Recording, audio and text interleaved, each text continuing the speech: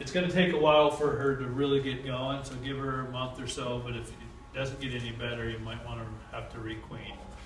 Sometimes the queens don't get mated properly, or they get injured for some reason, and they don't lay as well. So you just want to watch. The brood will be toward the lower part of the frame, the pollen next, and then nectar. Okay. Look for bridge comb and burr comb removed from the hive. That's just a way to keep it. Bridge comb is where they tie the frames together with wax. Burr comb is off the bottom of the hives. I think we have pictures of that here. So you can pull a frame, there's lots of bees on there. You can see the arch pattern there, the honey coming down. These are all just empty cells, which probably have eggs in them. And then you've got capped brood here, some uncapped brood in there. And it's going to happen, the queen goes through her lays, she'll miss some spots. So you'll have some that hatch and some, and then she'll fill them back in later. So it's going to be through there, but if you have real spotty patterns, you got to watch for that. Pull it out, it looks like that. What is that? Okay, that's honey. You've got uncapped honey, which means it's not quite to the water content they want yet, so they haven't capped it off. The bees cap the honey off, use around 18% water content. Nectar is 20% sugar, 80% water. Honey is 18% water, 80% sugar. So they flip it. They dehydrate it all, they get it all, so it's more sugar than it is water. Honey is a super saturated sugar solution.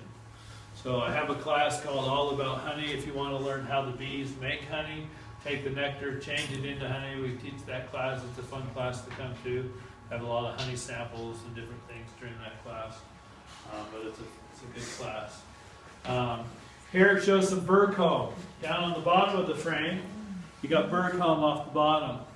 Usually that is drone cells. The frame itself has the worker cell pattern, so they drew it all out in worker cells.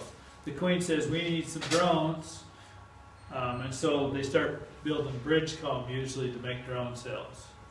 And that's okay, but when you go into the hive, you pull that out and you've got that down on your frame, you're inspecting it, you're going to want to scrape that off. And you're going to take your hive tool.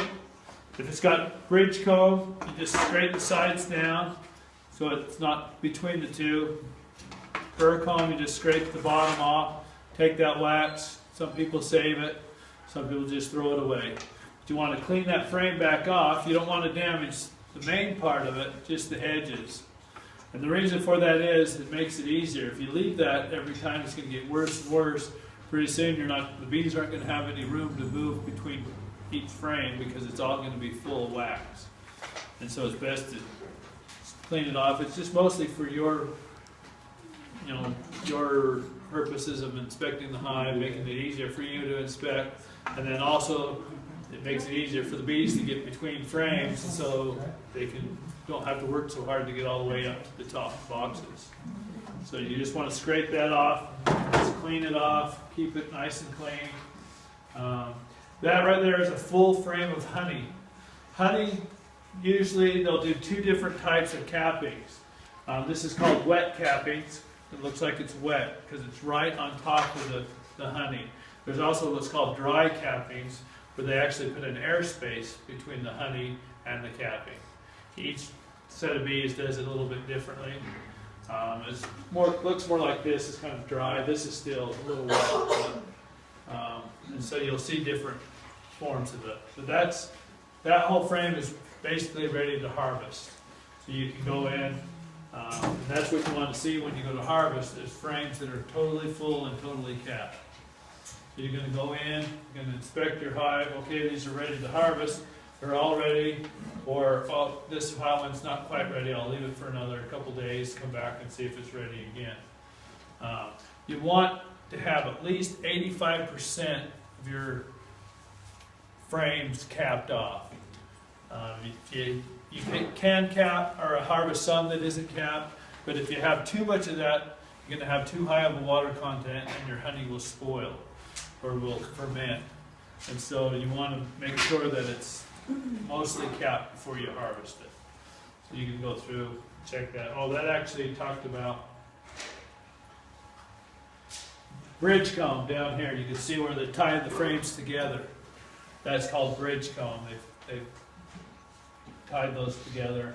And you're just going to want to go through and just scrape that off and make it easier for the bees to get up back and forth through there. So that's some more honey. This is a brood pattern here. You can see that's a good blade queen there. That's totally solid brood. That's what you want to see, is really nice laying patterns like that. I brushed the bees off. That's the same frame. So you can see the brood pattern.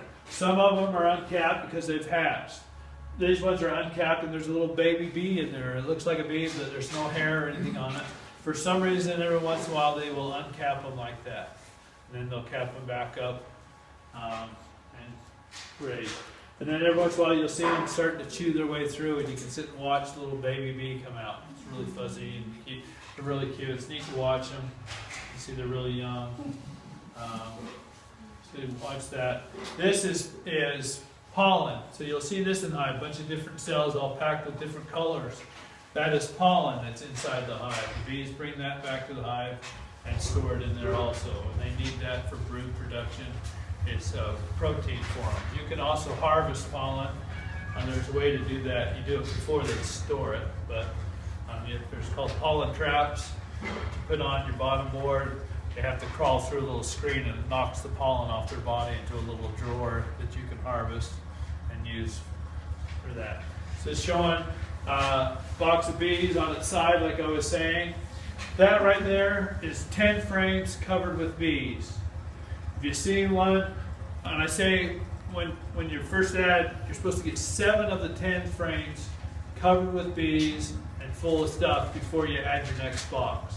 If you add your next box too soon, they get too much space. They don't know how to, what to do with it all, so that it slows them down.